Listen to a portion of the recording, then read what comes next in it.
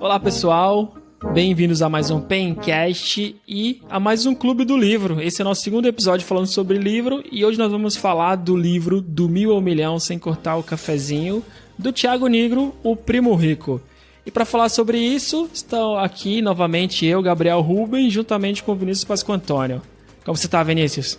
E aí, pessoal, beleza? Cara, eu tô ansioso pra falar desse livro. Eu não li ainda, mas eu acompanho o Primo Rico. Vamos ver se dá pra chegar ao milhão sem cortar o cafezinho mesmo. Como eu falei, o nome do livro é Do Mil ao Milhão Sem Cortar o Cafezinho, do Thiago Nigro, o Primo Rico, bem famoso pelo seu canal no YouTube, né, e pelas aulas também que ele tem online. É um livro bem curtinho, ele tem 192 páginas e foi lançado em 2018. O livro ele é dividido em 3 partes, né, que são os 3 pilares, e isso é a parte mais legal do livro, que é a primeira, gastar bem, a segunda, investir bem, e a terceira, ganhar bem. Mas, antes de começar a falar sobre os pilares desse livro, eu gostaria de dizer para você que, se estiver aí no YouTube, deixa seu like, se inscreve no canal, ou se estiver no Spotify ou no Apple Podcast também, comece a seguir a gente, porque a gente vai saber que vocês gostam desse tipo de conteúdo. E o segundo ponto que eu quero falar também é que nós vamos falar sobre livro de investimentos e nós vamos falar sobre mais livros de investimentos aqui, mas é importante lembrar que não estamos aqui para dar nenhum conselho de investimento ou te dizer onde você tem que colocar seu dinheiro. Nós estamos aqui para compartilhar sobre o livro e para que você aprenda mais, busque mais informação e também acabe comprando o livro, que é essa ideia aqui, é incentivar a leitura. E é importante também lembrar que para fazer esse episódio, nós vamos sempre pegar alguns pontos do livro específico, então você não vai ter a visão do livro inteiro. Eu vou ter aqui 3, 4 pontos que eu vou discutir com o Vinícius e você vai ter uma noção do que existe, depois vai lá, compra e aprende também um pouco mais. Vinícius, para começar eu queria saber se tu já leu algum livro sobre investimento. O primeiro livro que eu li assim que impactou minha vida, bem no começo da carreira, foi justamente sobre investimento e é um dos vídeos mais famosos, assim, um dos livros mais famosos sobre o tema, que é o Pai Rico, Pai Pobre. Eu não li, eu escutei a versão audiobook, e isso mudou completamente a forma que eu vejo investimento, vejo dinheiro. E eu tive muita sorte de ler esse livro e ter contato com esse tema bem no comecinho da carreira, quando eu era estagiário. Então eu já consegui, desde o começo, não fazer tudo 100% do jeito que eles recomendam, mas olhar de um jeito diferente. Até porque, não sei se você lembra, quando a gente trabalhou junto, eu usava o cartão de crédito e não pagava, porque eu esperava que chegasse a conta na minha casa pra eu pagar, o que era débito automático. Não sei se você lembra disso daí. Lembro. E aí teve outro livro depois que eu me interessei, que foi o Investidor Inteligente, que é um livro um pouco mais extenso. E foram os 2 livros, assim, que vêm na minha cabeça sobre investimento. O resto foi mais vídeo no YouTube e internet. E tu já leu algum livro de investimento também, ou até que nem eu ficar funcionando na internet, vendo vídeo, conteúdo? Não li tantos quanto eu gostaria. Eu tenho uma lista, a lista que só cresce. Sim, eu li o Pai Pobre e o Pai Rico também. E eu gostei muito, assim, pra entender a questão da corrida do rato, né? Corrida dos ratos, como sair dela. Só que eu acho que o que me ajudou mesmo foi 2 livros do Sebarce. É o Adeus Aposentadoria e aquele Como Organizar Sua Vida Financeira. Acho que foi isso que eu li também. Na mesma época, a gente trabalhava juntos. Esses 2 livros realmente abriram minha cabeça, né? Porque tinha mais algumas ações ali. Do que fazer, de quais eram os próximos passos, sabe, para começar a investir, que eu fiquei um pouco perdido com o Pai Pobre e o Pai Rico.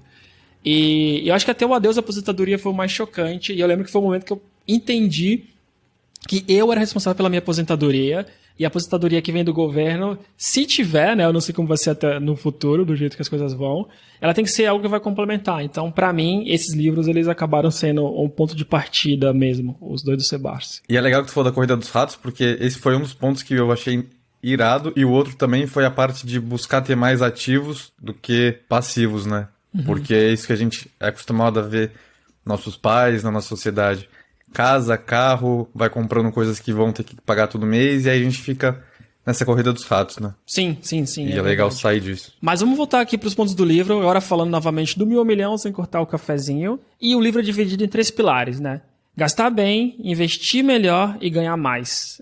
Eu gostei bastante principalmente dessa parte do ganhar mais, porque tu precisa ganhar mais para conseguir investir mais também, né? E se tu gasta bem, isso tu sempre subir os 3 pilares juntos, né? De conhecimento, isso vai te ajudar.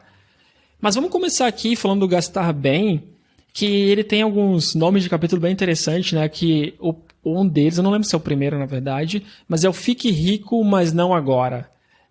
E ele fala bastante dessa ganância que a gente tem, né, de querer ganhar dinheiro rápido e fácil, e não existe isso. Se alguém te promete ganhar X% garantido em poucos meses, cara, ou é pirâmide ou tem algo errado, sabe? Não é sustentável tu apostar nisso. E a ideia do livro, né, e do investimento em geral, na maioria dos livros de investimento que eu li até hoje, é tu pensar em poupar para aposentadoria, tá? É tu pensar no longo prazo. E é difícil, né? A gente está acostumado a sempre pensar no curto prazo. E quando a gente fala aqui em pensar em longo prazo, não significa que eu vou gastar cada centavo que eu ganho. Até como o próprio nome do livro diz, como chegar nisso sem cortar o cafezinho, sendo mais inteligente, né? É melhor do que tu gastar, melhor do que tu economizar tudo, é tu saber como tu gasta. E Vinícius, primeira dúvida tu tem um plano de aposentadoria? Tu já fez alguma coisa do tipo? Primeiro, tem que falar que eu trabalho hoje em dia com um site de aposta, então eu vejo como que é fácil perder dinheiro. A gente está muito preocupado com essa bonificação instantânea e é muito difícil pensar no longo prazo. E como eu falei, eu tive a sorte de ter contato com esse material no comecinho da carreira, então eu tenho um plano de me aposentar, de não depender de aposentadoria do governo. Confesso que eu não sigo à risca, mas eu tenho uma ideia, eu tenho uma diretriz, eu sei quando eu estou fazendo errado, eu também às vezes faço errado, não tem que ser bitolado, como ele fala, não tem que cortar o cafezinho, mas eu tenho um plano, eu tento controlar, eu tento investir direito, mas eu espero conseguir me aposentar sem depender de auxílio do governo nem nada. Até porque, que nem tu falou, a gente não sabe se vai ter, né? Tanto no Brasil, em Portugal, na Alemanha, é muito difícil depender só disso. E tu é um cara que eu sei que se controla mais, né? Tu tem planilha, usa o Notion, eu acho, também para controlar os gastos. Tem controle e já tem um plano de quando você tem intenção de se aposentar? Tenho sim, eu tenho um plano, assim. Eu também não vou te falar que eu não sigo a risca, mas eu tento revisitar assim, uma vez por mês e fazer o meu melhor. Minha ideia é não me aposentar, mas ter independência financeira até os 55 anos. Cara, tô longe disso. Se eu for fazer uma projeção assim, eu não vou chegar nisso, mas acho que olhar para esses números, entender quanto eu tenho que gastar cada ano para chegar nisso me ajuda muito, assim, a planejar e a pensar, então eu preciso ganhar mais ou gastar menos aqui ou estudar mais para que eu consiga até pedir um aumento. Então esse planejamento assim me dá uma visão de onde eu quero chegar e que eu não posso simplesmente gastar tudo. Mas é claro, e aí é muito importante, porque normalmente quando eu falo de economizar qualquer amigo, de investir, eles falam sempre assim, mas eu não vou fazer nada. Não, acho que a gente estava conversando até antes de começar a gravar sobre viagem, né? Eu gosto muito de viagem, minha principal motivo de estar na Europa são as viagens, então é sempre equilibrar essas coisas e vai ser legal porque isso é comentado no primeiro pilar, né? No primeiro pilar do livro, que é o Gastar Bem, o Thiago ele vai dizer que não adianta você só economizar tudo, mas é gastar bem. Mas antes de chegar nessa parte, eu queria voltar, né, para a questão de como nós somos imediatistas, né? Como a gente não consegue pensar em longo prazo. E no livro ele traz algumas pesquisas para mostrar um pouco isso.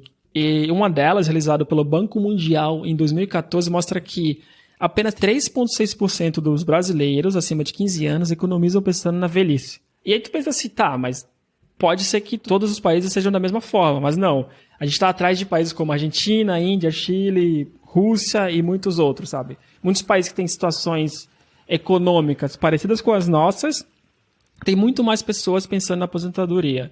E fica pior ainda quando a gente olha para países como os Estados Unidos, onde 45% das pessoas pensam nisso, e pior ainda para a Alemanha, onde 55% das pessoas pensam na aposentadoria. Sabe? Então tu vê como nós, como brasileiros, estamos muito atrás nessa parte, né? Cara, que engraçado, porque a impressão que eu tinha é que aqui na Alemanha eles não prestavam muita atenção nisso. Sim. É legal ver esses números, porque provavelmente eu estou numa bolha ali, que o pessoal trabalha com tecnologia, e eles não pensam muito por não precisar pensar também, às vezes. Mas é muito legal essa pesquisa aí. Eu lembrei de uma pesquisa também de bonificação instantânea que eles fazem com marshmallows. Não sei se tu já viu esse estudo, que eles chegam numa sala com crianças e falam, tu tem um marshmallow aqui. Se tu não comer esse marshmallow, daqui a 5 minutos você vai ganhar 2.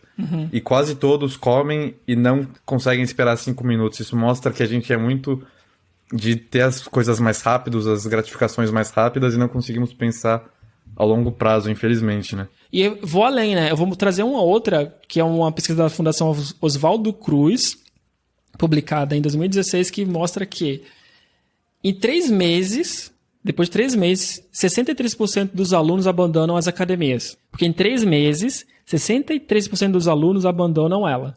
Cara, é muito ruim. Eu tô nesses números, porque eu também sempre faço isso. E para ficar pior ainda, é que ao fim de 12 meses, apenas 4% das pessoas continuam treinando. Então, a gente não consegue se planejar para 12 meses, para uma coisa que é um hábito que todo mundo sabe que é saudável, né? Você tinha noção disso? Cara, eu não tinha noção, e nesses números eu não sou a exceção, porque eu devo ser o melhor aluno da academia, eu pago e não vou. Eu não fazia ideia disso. E é meio caminho natural, né? A gente é muito disso de o mais fácil, os atalhos mais fáceis, não fazer o que precisa ser feito, até hábito tem muito a ver com isso, né? Sim. O seu corpo, o seu cérebro, que é o caminho mais fácil para ter que gastar menos energia. E aí a gente procura sempre a bonificação instantânea e não pensa no longo prazo. Mas ele dá alguma dica de como a gente pode conseguir visualizar que a gente está errado para ter um feedback e tentar melhorar? Ele fala alguma coisa ou ele fala só sobre os pilares no livro? Não, fala também. Tem alguns exemplos, né, que é o de tu pensar na tua situação financeira, tentar projetar um pouco de quanto tu deve ganhar, entender como que tu gasta, sabe? E não só anotar, mas prestar atenção nos números e criar ações a partir disso, do que tu tá vendo. Ele fala assim. Mas o interessante dessa parte do livro é que ele já começa a setar tuas expectativas. Lembra do que eu te falei qual que é o nome do capítulo? Fique rico, mas não agora, né? Que isso não é uma corrida de curto prazo, isso não é tu colocar teu dinheiro numa pirâmide que vai multiplicar, sabe? Ninguém vai te deixar rico em pouquíssimo tempo. Isso são passos que tu vai tomar ao longo da tua vida e que vai dar resultado depois de muitos, muitos meses, muitos anos, sabe? É a ideia de ter ali juros compostos, né? Tipo, tu tem um valor, tu ganha um juro sobre aquilo, né? Tu ganha ali dividendos, tu reinveste esses dividendos e no próximo mês tu vai ganhar um pouquinho mais, né? Que ao curto prazo não é nada, mas pega uma calculadora aí, vai no Google e digita juros compostos e faz uma simulação para você ver que esses juros, quando começa a ver a partir de 10, 15, 20 anos, isso é um valor muito grande, né? É um valor que não é tão irrisório como ele é quando a gente olha no curto prazo. Então essa ideia de pensar no longo prazo. Não é de tu vai colocar o dinheiro, vai subir, as ações vão subir muito e tu vai vender e vai ficar rico, falando no mercado de ações. É pensar aqui, onde eu quero estar daqui a 20, 25, 30 anos ou mais. Nossa, tu falou sobre isso, eu tenho até uma referência. Eu tenho um tio que ele é investidor e ele me presenteou, eu nunca li esse livro, infelizmente, porque é um livro gigante, do Warren Buffett, Snowball, que é isso, é o efeito bola de neve. E até o Primo Rico, eu vi um vídeo dele no YouTube, que ele fala sobre isso, não sei se ele fala no livro, que ele fala que é o Golden Number, que é quando esses juros são capazes de comprar uma ação que vai gerar mais juros. Então, todo mês você consegue comprar uma ação e aí depois de uns 2, 3 meses compra 2, e aí depois de uns 5 meses você consegue comprar 4. Sim. E aí a bola de neve vai fazendo dinheiro, que é a mesma coisa que a gente faz para dívida. Não paga o cartão de crédito, vai aumentando, e quando você vê é uma coisa assustadora. A gente também pode fazer isso, pelo visto, pro nosso benefício, né? É a ideia de fique rico, mas não agora, aposte em juros compostos, não aposte na invista, para ter juros compostos e fazer a bola de neve trabalhar para tu. Eu acho que é um vídeo sobre fundos imobiliários, se eu não me engano, que ele fala Magic Number, que é algo assim, de quanto tu precisa ter de certo fundo para que num mês ele te dê um valor que tu compra outro, né? Mais uma cota daquele fundo. Na verdade, eu assisti esse vídeo e eu tenho até uma planilha com isso. De quais fundos, sabe? Quanto por cento ele tá dando. Pego sempre atualizado do Google. E aí eu fico tentando ver ali, porque também é uma coisa que eu tenho como meta. Eu assisti esse vídeo e achei bem legal de visualizar isso. Então, de cada um dos fundos que eu tenho, quando que eu chegaria no Magic Number e ele ia crescer de forma independente, né? E a primeira ação que a gente tem para tomar aqui, né? Quando tu vai num médico, ou quando tu vai até na academia, tu deveria tentar passar por um nutricionista ou por um profissional trainer que vai ver como você tá, vai entender, e daí tu vai criar uma ação disso, né? E no investimento a ideia é a mesma. É tu fazer um diagnóstico da tua situação atual para tu entender como que tu gasta, o que tu faz, né? Como que teu dinheiro, quanto entra e quanto sai e no quê. O Thiago, ele até começa a comentar que do mesmo jeito que a gente se empolga, paga academia por vários meses e depois não vai, a gente acaba fazendo com controle financeiro, que é a gente baixa o app ou até paga um app, né? Começa a preencher tudo lá, depois de um mês esquece, 2 esquece e não faz mais. Ou até a gente começa a preencher de forma automática, só para falar que fez. Mas a ideia é analisar. Então, por isso, ele dá uma dica de começar um pouco mais simples, né? Tu pegar uma planilha e só colocar de forma muito simples. Quais são as tuas receitas? Salário e qualquer hora extra que tu tiver, ou qualquer renda extra que tu tiver. Depois, dividir ela em gastos essenciais, supermercado, aluguel, transporte, ou qualquer coisa que tu julga como essencial, como internet. E os não essenciais. Pizza, roupa nova que tu quer mais porque tu quer se sentir bem, sei lá, diarista, empréstimos, entretenimento em geral, que não é essencial, não é dinheiro que tu precisa para sobreviver, mas é dinheiro que também é importante e tu tem que colocar ali na categoria que é devida para isso. Tu faz algum tipo de controle dessa forma? Eu vi um vídeo que o Thiago fala sobre isso e ele tem uma planilha que você pode baixar. Eu baixei essa planilha e comecei a jogar e eu fiquei assustado. Porque eu fiz isso ano passado e eu lembro que 3 meses seguidos eu gastei mais do que eu recebi. Eu tinha uma reserva de segurança, só que eu não fazia o controle. Eu ia comprando as coisas, pagando supermercado, mobília também para casa, porque aqui eu precisei comprar.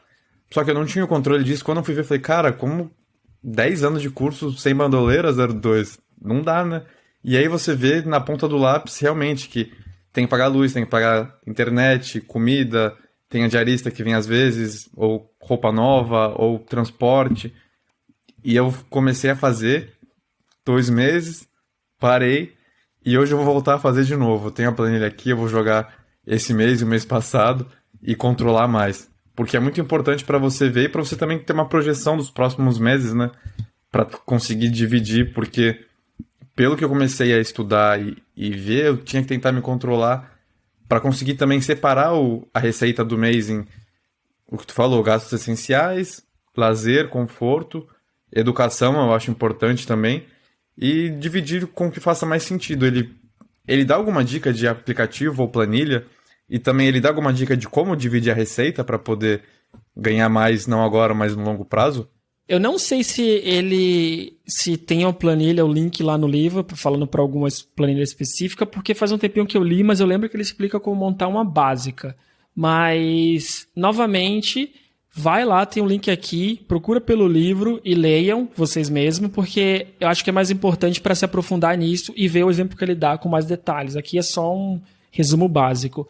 Ou até mesmo vai no canal dele, como o Vinícius comentou, o vídeo que o Vinícius viu, que ele explica como fazer uma planilha e tem o link, então vocês podem copiar e é um bom começo também. Então, novamente, o incentivo é para que você vá e leia o livro a partir desse resumo. Mas, por enquanto está aqui nesse resumo, já segue aí no Spotify, no Google Podcast, na Apple e se estiver no YouTube, deixa o seu like. Tá, a primeira coisa foi o diagnóstico. E o próximo passo disso é tu começar a categorizar e entender como tu tá gastando, né?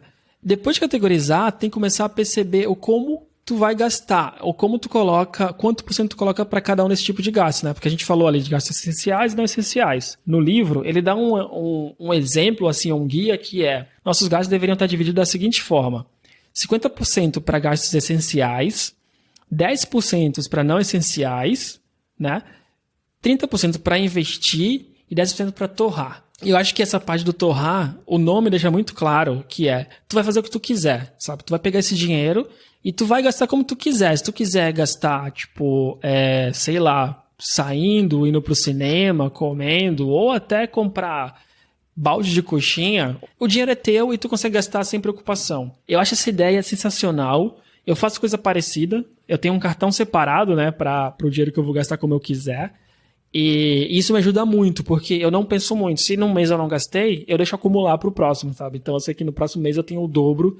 Se eu quiser passar a semana pedindo Uber Eats por esse dinheiro, eu posso, porque eu acumulei e eu não preciso pensar que eu tô gastando mais do que eu precisava, sabe? Com coisa essencial. Então isso eu achei bem legal a mesma ideia. E tu faz alguma coisa parecida, Vinícius? Não faço, não tenho controle. É muito mais feeling meu de pensar, putz, eu acho que eu já gastei bastante, não vou gastar. Mas eu também não tenho uma vida de muita ostentação, não gasto o tempo todo. Assim, eu não passo vontade com comida ou qualquer coisa que eu quero comprar. Se eu quiser comprar, eu compro.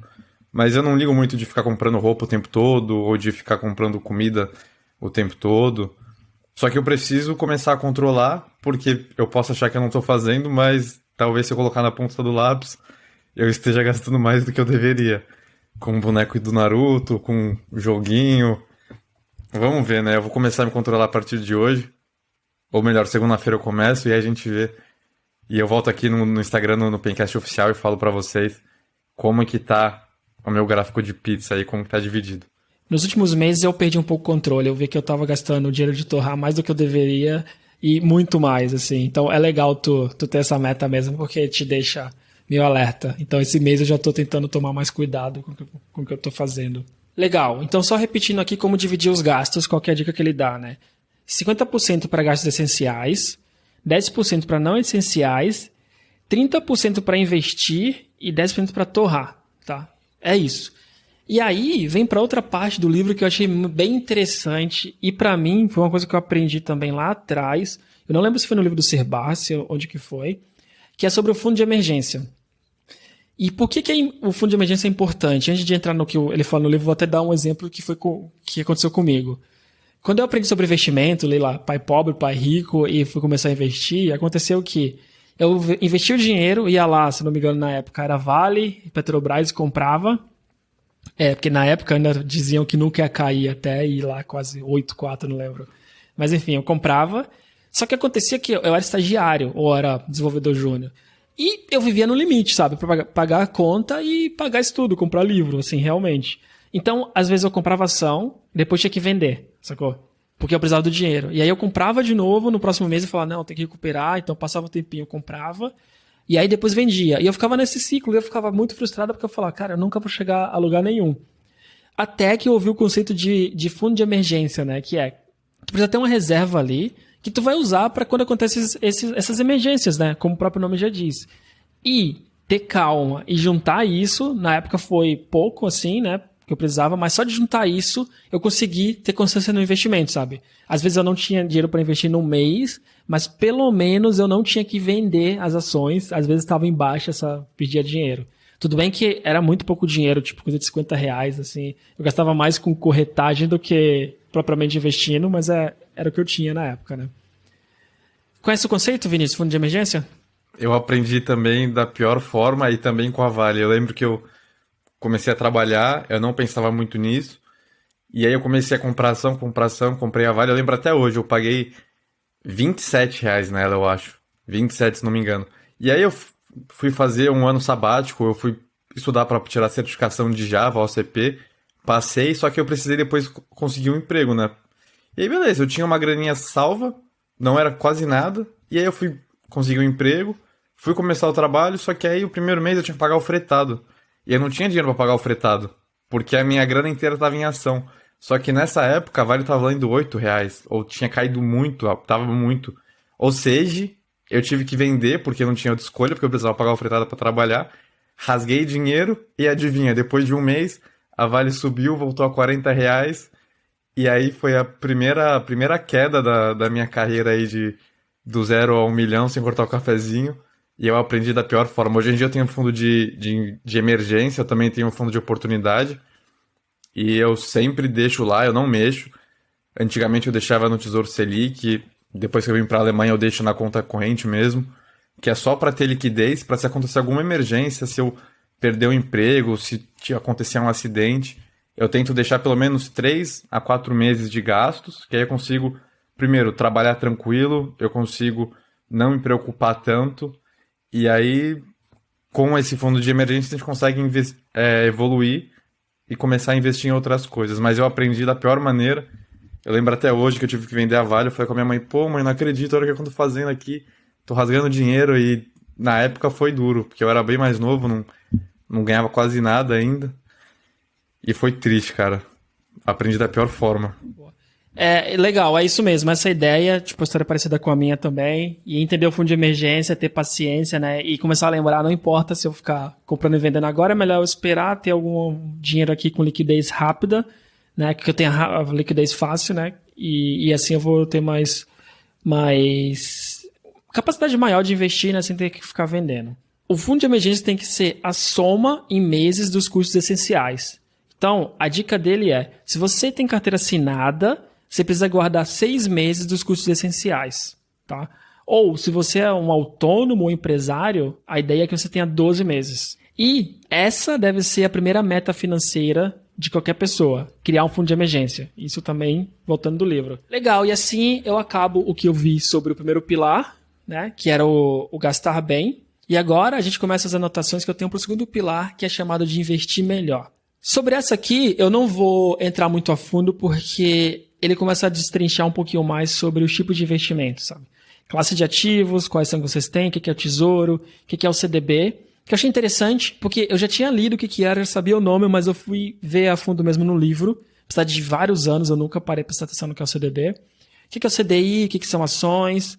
E uma coisa bem legal que ele fala, o que eu acho que é interessante reforçar aqui é, se eu falar para ti, Vinícius, sobre juros, o que tu pensa? Qual é a primeira coisa que vem na tua cabeça quando tu pensa assim em juros? Cara, já vem... Associo coisa negativa, cartão de crédito, DV, dívida. Eu já penso nisso. E é isso que é interessante, né? Que a gente sempre pensa no juros de forma negativa. Mas não. Cara, tu lembra quando tu comentou lá até sobre o efeito bola de neve? Ele é baseado nos juros. Só que o juros está do outro lado. Em vez de tu tá pagando, o juros tu tá recebendo isso. Sabe? Então os juros, ele nem sempre é ruim. Tu tem que trazer ele pro teu lado. Como que tu ganha juros sobre as coisas. Sabe? Como que tu ganha dividendos. Como que tu ganha... um pouquinho ali do aluguel dos imóveis, como nos fundos imobiliários, do aluguel do imóvel nos fundos imobiliários, percebe? Então, os juros nem sempre é ruim, tu tem que saber que ele é bom e que tu vai pagar, como que tu minimiza e quando tu vai receber, como tu maximiza isso, sabe? Os juros tem que estar do lado certo. Então, esse é um capítulo que vai falar muito sobre investimento, tipo de investimento, eu aconselho muito a ler e esse é um capítulo para ler com cuidado, para tu entender. Porque até quando ele começa a falar da parte de montar uma carteira, para tu montar uma carteira tem que ter diferentes tipos de ativos, né? Tem que ter lá teu fundo de emergência, que precisa ter uma liquidez, tem que ter uma liquidez boa, né? Que tu consiga tirar aquele dinheiro de forma rápida, e tem que ter um risco baixo, para que tu não tenha imprevisibilidade, né? E aí, o interessante é que aqui ele traz um conceito que ele chama de triângulo do Nigro, tá? Que aí ele coloca lá no formato de um triângulo mesmo, três diferentes características, né? Que é o risco, a liquidez e o rendimento. E no investimento, essas coisas têm que se compensar, sabe? Se tu pensar assim no investimento de muito risco, tu tem que ter uma liquidez boa e tu tem que ter uma possibilidade de rendimentos também alta.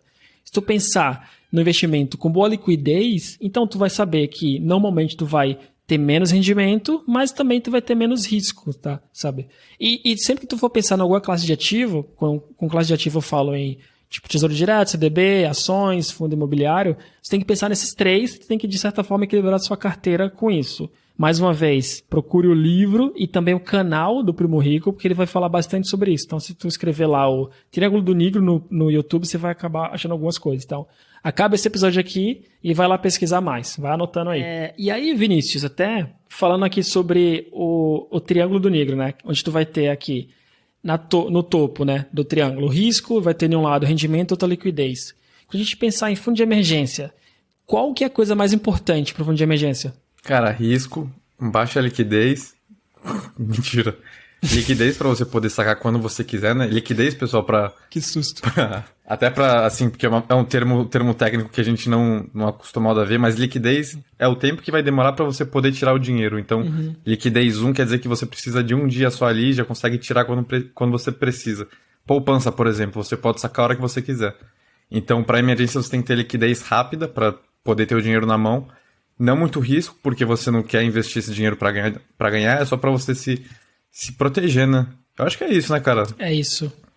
Tu tem que se proteger da inflação, isso é que é importante. No livro também ele fala bastante sobre inflação e é bem interessante. Então tem que tentar achar alguma coisa que tu vai se proteger da inflação. Não para tu ficar rico, mas para que tu consiga ter um capital de rápido para alguma emergência, proteger da inflação, porque R$10 hoje não compra a mesma coisa que vai ser R$10 daqui a 10 anos, né? Por causa da inflação, a gente vê aí o preço da carne ou da gasolina para mostrar isso. Então, tu tem que se proteger, mas tem que ter liquidez. Eu precisei do dinheiro, eu vou conseguir ele de forma rápida. Muito bom, Vinícius. Parece até que tu leu o livro, né? Eu não li o livro, mas eu acompanho o canal dele. Ah, legal. Outra coisa que ele comenta também que é bem legal é sobre o efeito manada, né? Que é, tipo, tu vê uma ação valorizando e tu vai lá e compra. Aí depois que ela tá caindo, tu vai lá e vende, né? Então, toma cuidado com o efeito manada. E ao invés de ficar seguindo o que todo mundo fala, tenta entender como montar a carteira, tenta se educar, ler mais livros, entender as diferentes classes de ativo e como tu equilibrar ali as coisas, até usando a própria Triângulo do Negro, para tu comprar ativos de forma correta e não só ficar seguindo as pessoas. Esse pilar aqui foi basicamente sobre investir melhor. Então é como que tu toma decisões conscientes e como que tu continua no teu propósito, que é de se aposentar. Então isso é uma coisa de muito longo prazo.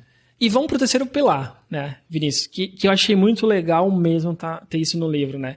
Porque eu lembro que até quando eu li, assim, o Pai Pobre, Pai Rico, né, foi uma das coisas que eu fiquei, cara, mas como que eu, com esse salário aqui, tipo, ajudando em casa, como que eu vou investir?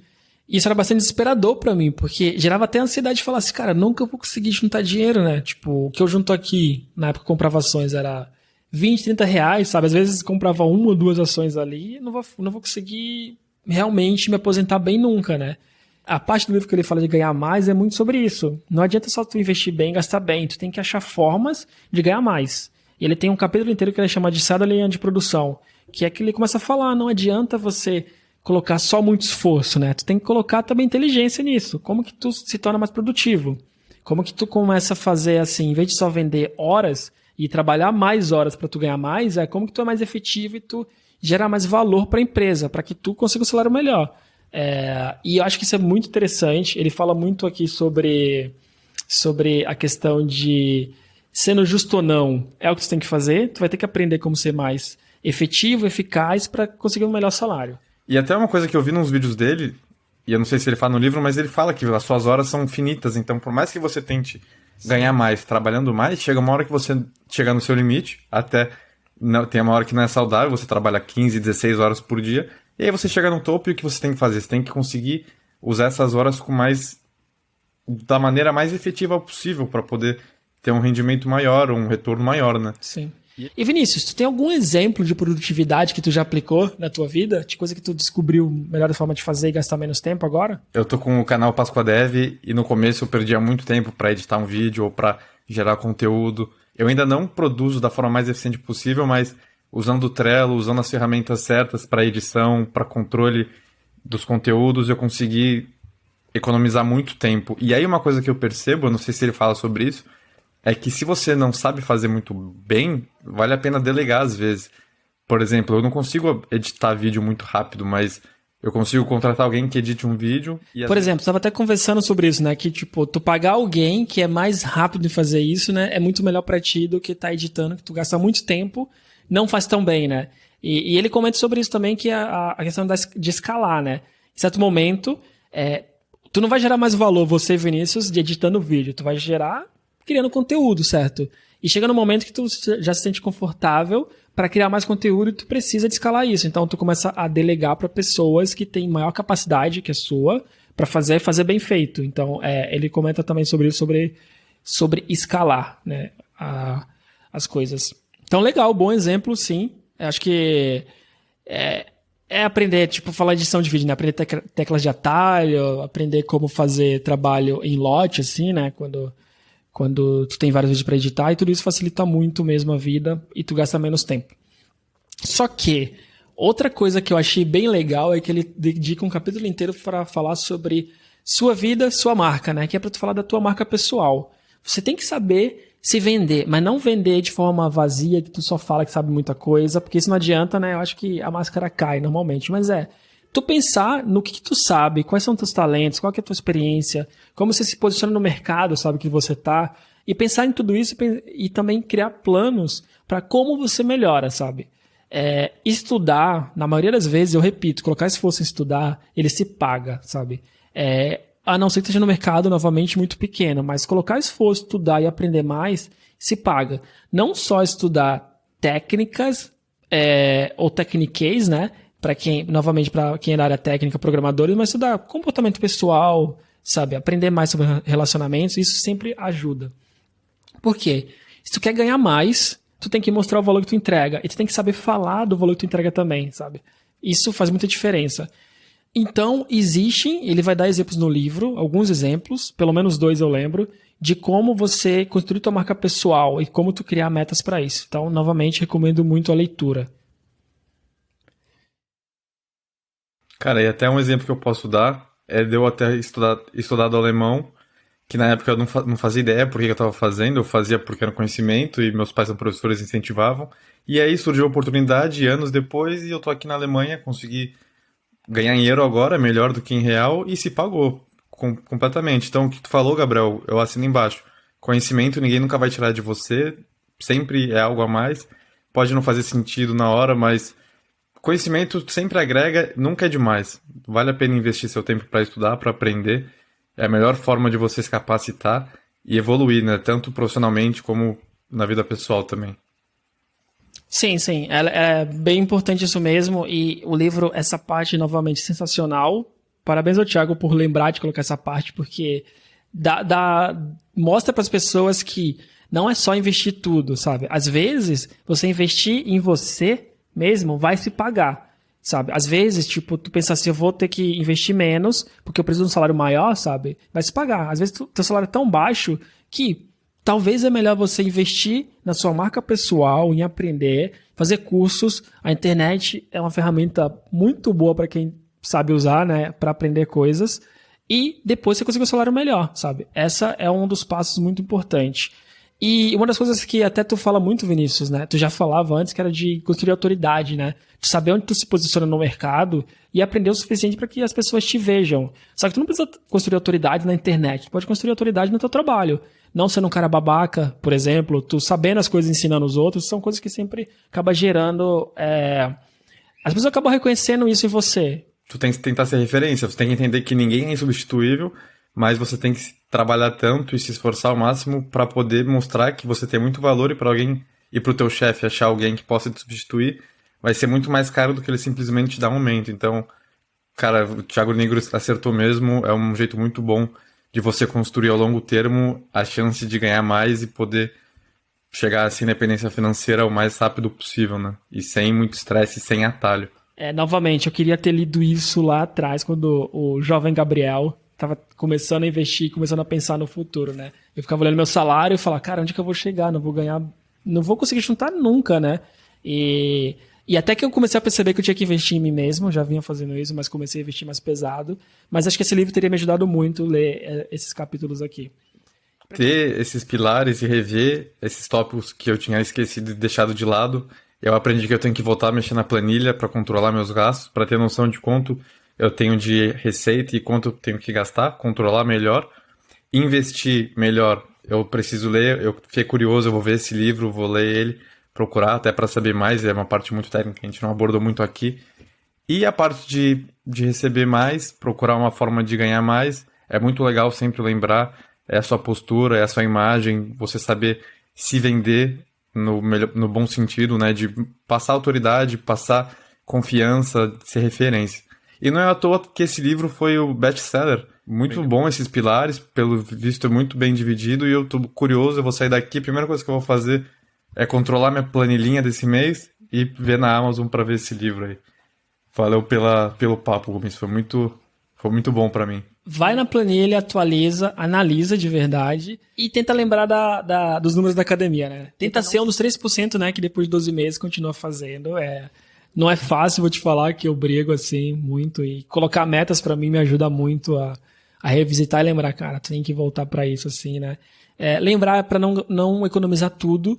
Do mesmo jeito que eu tenho esse quanto por cento eu tenho pra gastar, eu tenho outro que é pra viagem, sabe? Ali nos não essenciais, e eu coloco todo mês.